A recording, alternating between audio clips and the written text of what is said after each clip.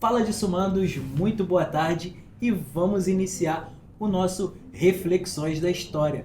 Como sempre, Carolzinha e o Léo para falar um pouquinho sobre a história. E aí, pessoal, vamos navegar e descobrir qual o tema de hoje? O que vocês trouxeram hoje para a mesa do Reflexões, Carol? Hoje eu e Léo vamos falar sobre a Esquadra de 1910. Tema importantíssimo para nossa prova. Mas antes disso, eu quero saber que livro é esse que está aí. Já que vocês vão falar da Esquadra de 1910, por que não falar da nossa atual esquadra? Olha aí, pessoal, o presente que um amigo, um grande amigo, mandou aí para biblioteca do curso de Sumos. Vou até trazer mais próximo. Olha isso, pessoal. Esse lindo, daqui hein? pouquíssimas pessoas têm. Vou abrir aqui, ó, na meiuca. Olha aí, pessoal. Que livro é esse? E é lá da DPHDM, é lá da Letra Marítima. Muito bacana, Carolzinha. Quer dar uma olhadinha? Quero. Vejam. Capa dura, eu gosto assim. Capa dura. Conservar mais tempo. Que legal, Caramba. Olha, Colorido é outra coisa, né? É, um livro da esquadra, da atual esquadra. Que legal. Mas para não ficar muito grande, Carol, o que a gente pode falar sobre a esquadra de 1910? Porque esse é o tema, não é? Esse é o tema. O Léo vai começar, como sempre. Então, a gente vai falar Desenvolva, sobre Léo. a gente vai falar primeiramente sobre o programa, né? E foram dois, que é o de 1904, que foi o do Júlio. de Noronha, e o de 1906, que foi do Alexandrino. E a partir desses dois programas é que surgiu então a esquadra de 1910. Isso aí. Então o que acontece? O artigo do Vidigal, ele vai dizer que na década de 70, após a batalha, né? E a gente falou dela no último reflexão, se não me engano, né? Sobre a Guerra do Paraguai. Quando a gente falou do Inhaúma. Então, isso aí. Então vai ser meio que um gancho dessa guerra aí, já linkando também nessa. Então ele afirma que na década de 70, né, a Marinha ela era a quinta marinha poderosa do mundo. Quinta maior marinha. Só perdia número de boca de fogo para quem? Porque era a Inglaterra, que já estava no auge, aí depois vinha a Rússia, depois os Estados Unidos e a Itália. Então, para tu ver como é que a Marinha estava no auge, né? Nessa época, por quê? Por causa da Guerra do Paraguai, a gente falou, né, na história passada, que teve um surto de construção, o arsenal a todo vapor. De compras de navio, para quê? Para a gente poder estar preparado para a Guerra do Paraguai. Só que depois da década de 70, a Marinha meio que ficou assim... Descansou.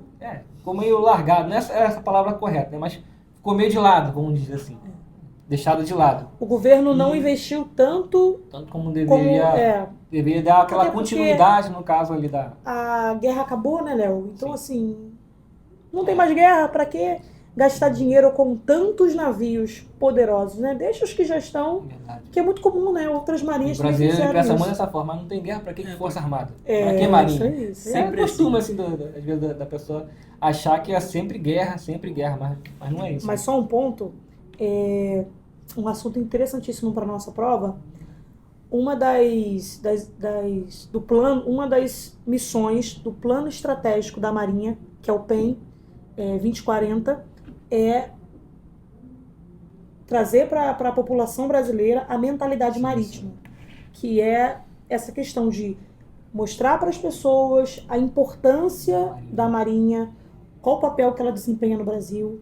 E a ideia é trazer isso para as escolas. Sim. Falar sobre a Amazônia Azul nas escolas, para que as crianças já cresçam entendendo o que é a Amazônia Azul. Assim como a gente tem essa noção de que a Amazônia, a verde, é importante, as pessoas não sabem, não têm a noção de que a Amazônia Azul, Carol, também é muito importante. Vamos fazer um link, uma âncora no que você está falando, porque tem muita gente que assiste aqui o Reflexões da História e que não é militar. Então tem muita gente que não sabe o que é a Amazônia Azul. Tu pode falar pra gente o que é a Amazônia Azul? E que é um assunto muito importante que está amplamente sendo falado para os concursos da Marinha. Isso, caiu. Prova agora, né? No Colégio Naval, né? Isso, caiu. Quer começar, Léo? Não, pode ser. Deixa as honras. Primeiras damas. Tá, a Amazônia Azul é a porção que vai da nossa costa marítima, mar territorial, né, mar territorial, até chegar à zona econômica exclusiva, né? E assim, essa área essa área aquática, né, aquaviária, marítimo. isso, ela é praticamente do tamanho da Amazônia Verde, né? Da Amazônia Verde. Por isso essa comparação aí. Isso, por isso a comparação de nome, né? A Amazônia Verde, ela é gigantesca, e a Amazônia Azul também é. E ela engloba também as plataformas, né? E a Marinha tem a intenção de ampliar um pouco mais ainda esse território. Ali na elevação do Rio Grande. Que eu até botou lá.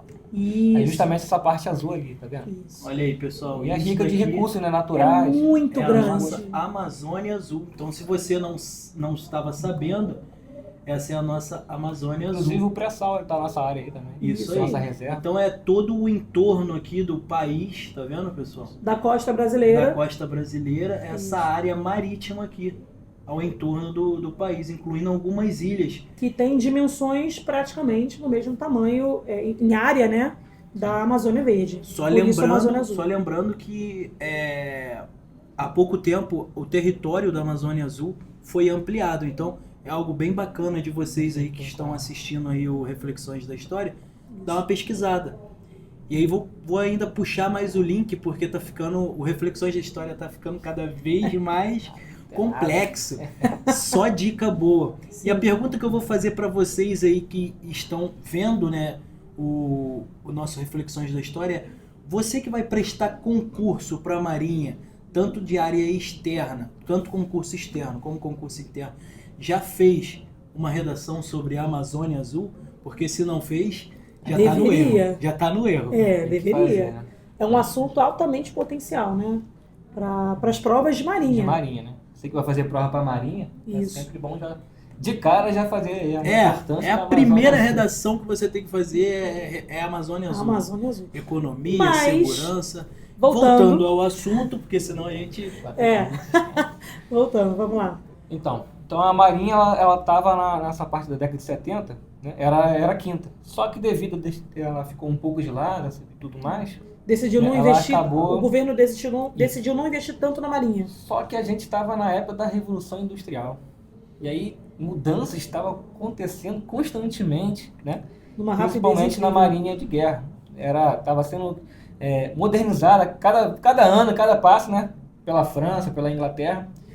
E aí, na década de 90, no finalzinho do século XIX, vamos dizer assim, surgiu a segunda Revolução Industrial, né? E aí já a propulsão agora já estava sendo mudada. Se antes era o carvão, agora era a eletricidade, né? Com a descoberta também do petróleo. E com isso o Brasil... Né?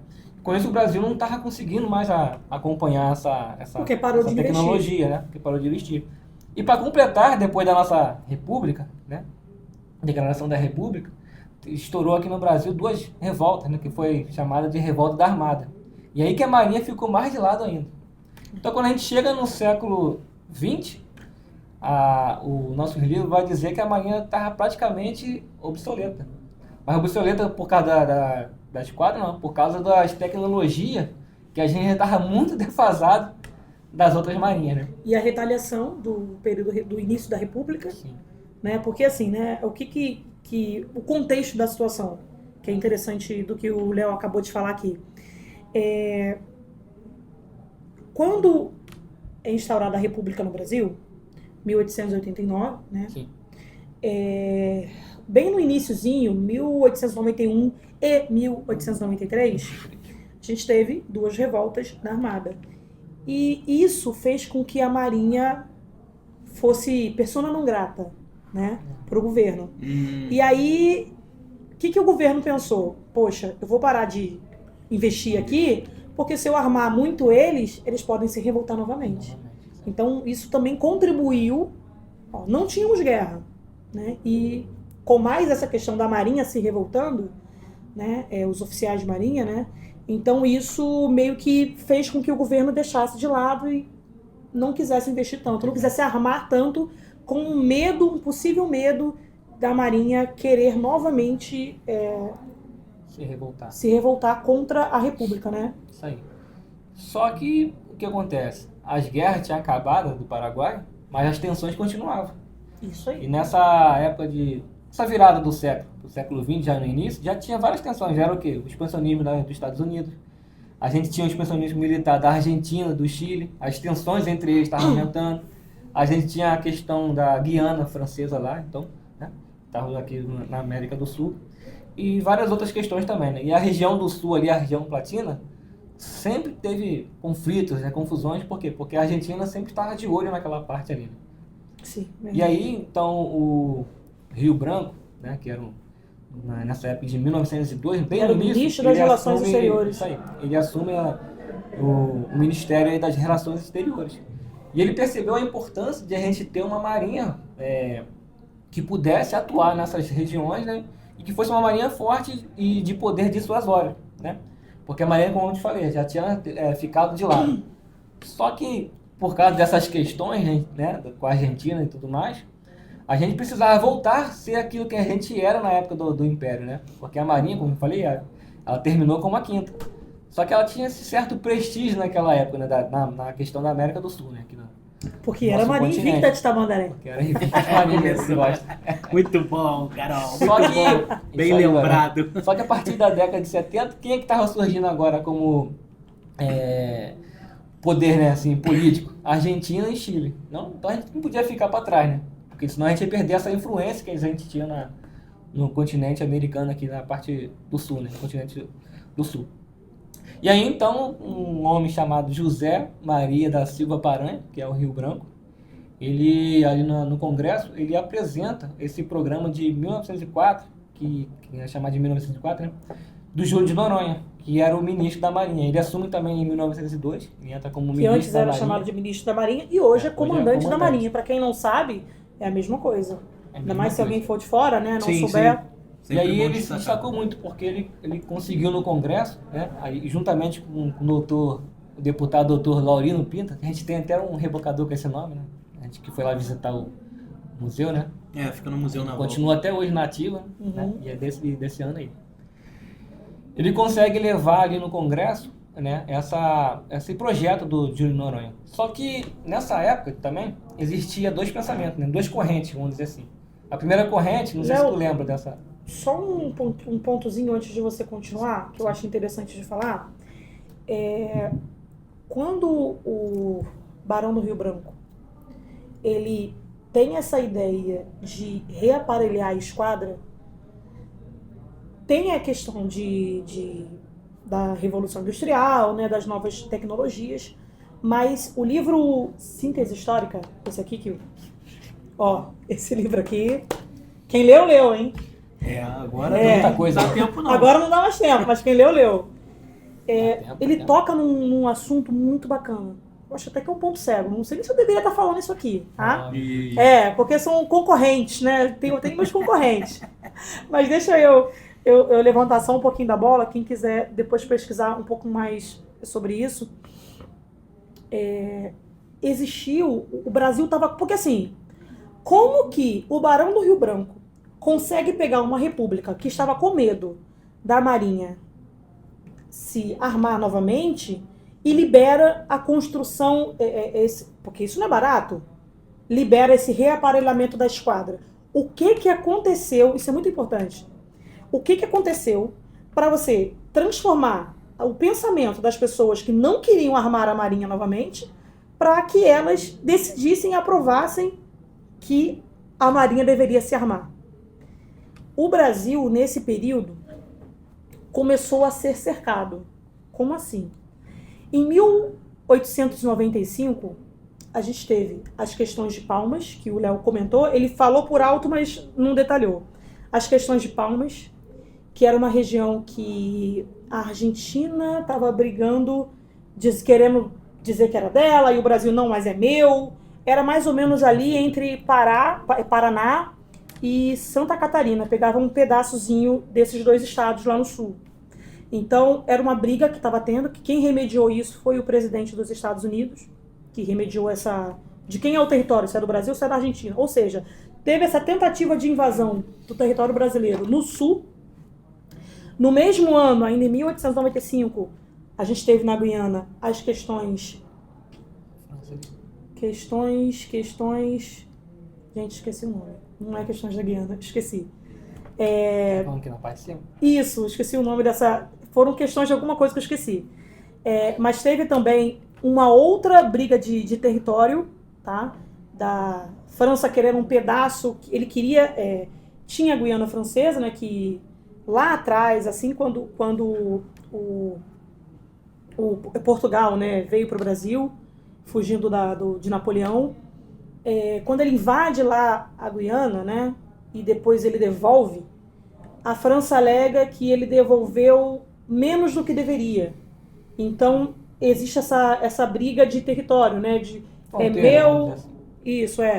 fronteiras. Então, teve lá embaixo no sul, teve no norte outra questão de invasão. No mesmo ano, a gente teve que hoje a Marinha tem uma base lá, inclusive esse é um dos motivos da Marinha ter uma base, que a gente chama de Poit, que é a Ilha da Trindade. A Inglaterra também, em 1895, ela invade essa ilha brasileira, que é a Ilha da Trindade, e fala que não vai sair. E aí o governo de Portugal que conversa e tal, e eles pegam outro território e liberam essa ilha brasileira, entendeu? Aí pro Brasil não deixar abandonada de novo e vir uma outra nação invadir, aí instala uma base militar lá, que a Marinha tem até hoje essa base lá. E 3 anos depois, 1898, aqui do ladinho, aqui em Cuba, tem uma briga entre Estados Unidos e Espanha, que é a Guerra Hispano-Americana. Então, assim, ao redor do Brasil, estavam estourando várias invasões territoriais. Né? Então, muita tensão por causa de território.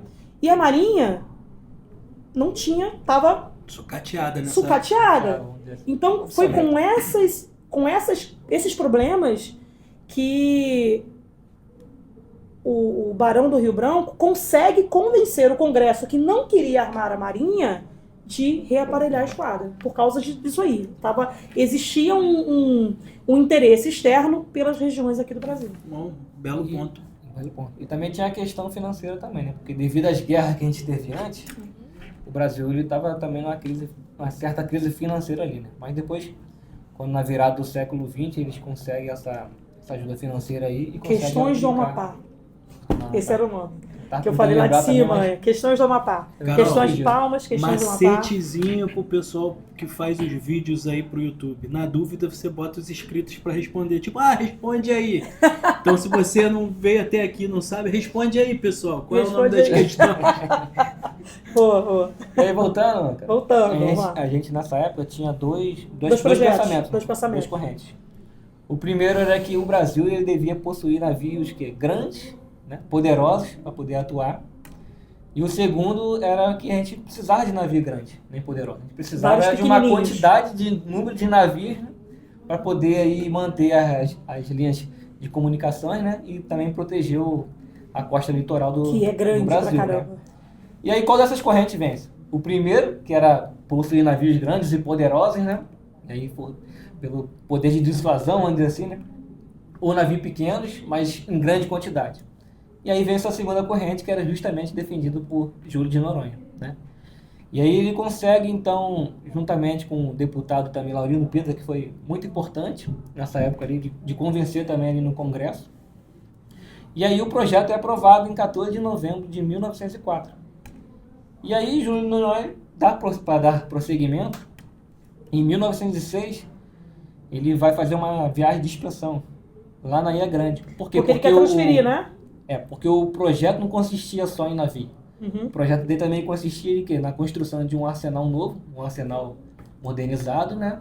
E a construção de um porto militar, que era muito importante, porque se vai chegar navio moderno, navio, né, tecnologia, você tem que ter um lugar adequado para fazer a manutenção também desse navio. E esse porto militar era interessante por causa dessas questões. E ele, então, com a sua comitiva, né, ele parte lá para a Ilha Grande ali, aquela área ali. O arsenal que você conhece hoje aqui do lado do Museu da Manhã, ia ser transferido lá para a Ilha Grande. Então, ele parte para lá e ele vai num encouraçado, qual o nome? Lembra? Não lembro. Aquidaban. Aquidaban, que participou da revolta da Armada. Sim. Importantíssimo. E ele estava nesse navio, juntamente com outros navios também. Só que acontece, aí vem a grande decepção de Júlio de Noronha, porque... Muito triste. Porque nesse ano de 1906, se não me engano, foi em janeiro, né? Essa viagem de dispersão ali dessa Ilha Grande. Então lá por volta das 10h45 da noite, né, o navio fundeado ali perto da ponta da Baía de Jacuecanga, o paiol de munição do Aquidaban explode. E nisso, ao explodir, mata muitas pessoas. Né? Inclusive o próprio filho dele, de Júlio de Noronha. Né? E aí o navio afunda depois dessa explosão. Só que, pô, tu perdeu um filho ali, né? Nessa história, isso mexeu muito com o Júlio de Noronha, né? E aí até o nosso livro vai dizer que ele ficou inconsolável com essa situação. Então esse projeto, tudo. Então esse projeto que tinha antes, meio que foi esquecido, né? Deixado de lado. E aí no final do ano de 1906, né? Quem assume? Nosso almirante Alexandrino, né? Na verdade, o Júlio de Noronha, ele pede para sair, ele continua, né? Ele sai do cargo. No próprio ano da explosão, em 1906, ele não consegue suportar a morte do filho dele, se sente culpado pelo que aconteceu e tal. E ele não consegue continuar como ministro da Marinha e pede para sair. E aí assume Alexandrino de Alencar. Aí no final do ano, Alexandrino ele era senador na época.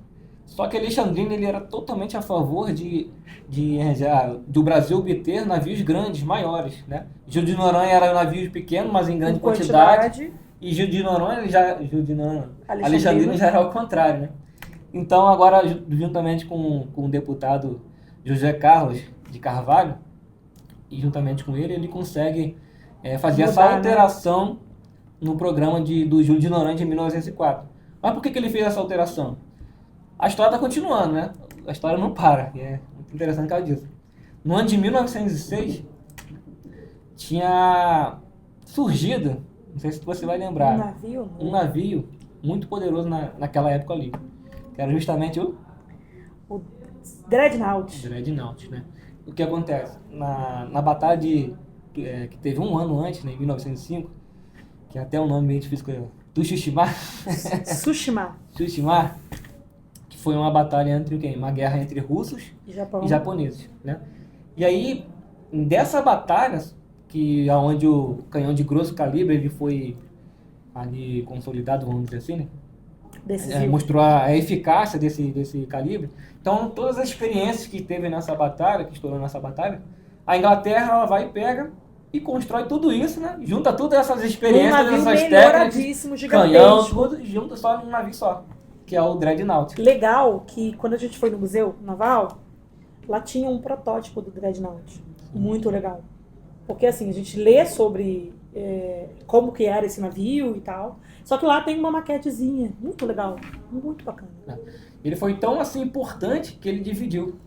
Todos os navios encoraçados que vieram antes deles eram chamados de pré-Dreadnought. Isso aí. E o que vieram depois dele, Super Dreadnought. Super Dreadnought, né? E aí a nossa marinha, né, nossos almirantes, de olho nessa que estava acontecendo na nossa volta, o almirante Alexandrino ele sugere então, né, no seu programa a troca agora, do projeto, né? A troca, né, do projeto, que foi aprovado depois, e incluir esses grandes navios aí, que tinha acabado de surgir na época, era um dos melhores navios naquela época ali. E o almirante Alexandrino ele consegue, na pasta ali, né, 3 encoraçados desse aí. Só que dos 3, que seria, você lembra o nome? Rio de Janeiro, São Paulo e Minas Gerais, não é isso? Isso aí, em Minas Gerais. Só que o terceiro, que seria o Rio de Janeiro, ele não vem, né, por questão também financeira, gente. Porque ao optar por navios maiores, né, ou seja, se você quer navios maiores, você navio mais caro, né? Isso aí. Só que teve um outro ponto também. Interessante. Teve uma resistência também de mandar o terceiro. Porque, de início, eles mandaram São Paulo e Rio de Janeiro, que eram Dreadnought. São Paulo e Minas Gerais, desculpa, Dreadnought. O Rio de Janeiro, ele já seria um Super Dreadnought, que seria um pouco mais avançado. Só que houve uma preocupação da própria Inglaterra, porque assim, cara, se chegar no Brasil esse terceiro navio, o Brasil vai ser a marinha mais poderosa do mundo, porque nenhuma marinha naquela época, tinha 3 dreadnoughts. 2 dreadnoughts e um super dreadnought. Então, assim, como que a gente vai deixar o Brasil adquirir esse navio e ela vai ficar mais poderosa do que a gente? Teve esse ponto também. Além do dinheiro que faltou, também né? da questão financeira, porque a gente não conseguiu... Estava já nos seus anos finais de construção, mas não conseguiu ali manter. Uhum. E aí ele é vendido para a Turquia, né? Só que quando estoura a Primeira Guerra, em 1914, Então volta. a Inglaterra vai e toma esse navio da Turquia, né? Não deixa chegar lá. Porque a Turquia estava no lado ao contrário ali da guerra, no lado da Tríplice Aliança. E aí ele usa esse próprio navio, que era para vir para ser usado pela gente, né? Depois para a Turquia. E usado por eles mesmos, ele usa na guerra da Jutlândia, ali na batalha, aliás. Da Jutlândia em 1916. E aí muda o nome. Mas voltando, então o Alexandrino ele consegue convencer ali que a solução para o Brasil naquele momento, né, não seria a quantidade de navios pequenos navios em mas quantidade, sim que a solução seria navio grande. E aí ele consegue aí. Então desses 3 encoraçados, ele consegue 2, além de cruzadores, contra-torpedeiros, né, e outro também navio. Uhum. Só que também o diferencial desse projeto, né? Se antes Júlio de Noronha estava querendo criar um arsenal novo, modernizado, né, com um porto militar, e agora Alexandria já não conseguiria mais fazer por questões também de financeira novamente. Então ele cancela esse projeto, essa parte do projeto, que era criar um arsenal novo. E ele prefere então o quê? As instalações ali da Ilha da Cobra, né? Ele prefere ali renovar essas instalações, além também de optar também por um porto militar secundário que seria construído lá em Santa Catarina, né? Uhum. Além de bases também ali em Belém e Natal. E aí com essa mudança que teve o programa, em 1910 começa a surgir, a chegar a maior parte desses navios, né? E aí é por isso que essa chamada a esquadra de 1910 vem aí desse nome aí. Por quê? Porque a maioria da esquadra ela começou a chegar em 1910 aí. Então, assim, era uma esquadra que ia ser esquadra projetada em 1904, que em 1906 mudou o programa e chegou em 1910. Então, esquadra de 1910. E aí, uma curiosidade, que talvez possa ser um próximo tema aí. Digam aqui se vocês gostaram desse nosso bate-papo de hoje. Curtam, comentem, compartilhem. Eu sempre esqueço. Compartilhem. Pessoal, comenta aí para começar a dar uma curtida e se inscreve no canal, porque isso que vai fazer liberar aí as configurações do YouTube para a gente poder enviar mais vídeos e alcançar mais pessoas. Isso. Porque a ideia é apoiar tanto os nossos alunos e também aquelas pessoas que têm essa curiosidade aí sobre a Marinha. Não é isso, Carol? Isso. O que eu ia falar é isso, Léo? Isso aí, com certeza. Que uma curiosidade, se vocês se interessarem por esse tema, a gente pode trazer num momento, mas eu preciso que vocês escrevam nos comentários, caso vocês queiram que a gente fale sobre isso. Quando esses navios de 1910 chegam, a gente tem um problema com os praças da Marinha. Eita! E aí vai começar uma revolta.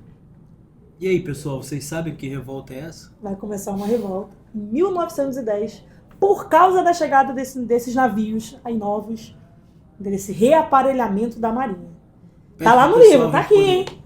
Tá aqui, hein? Pede pra eles responderem aí que revolta é essa. Eu quero ver se vocês vão responder certinho qual revolta foi essa que aconteceu logo após a chegada desse navio e como que essa revolta foi solucionada.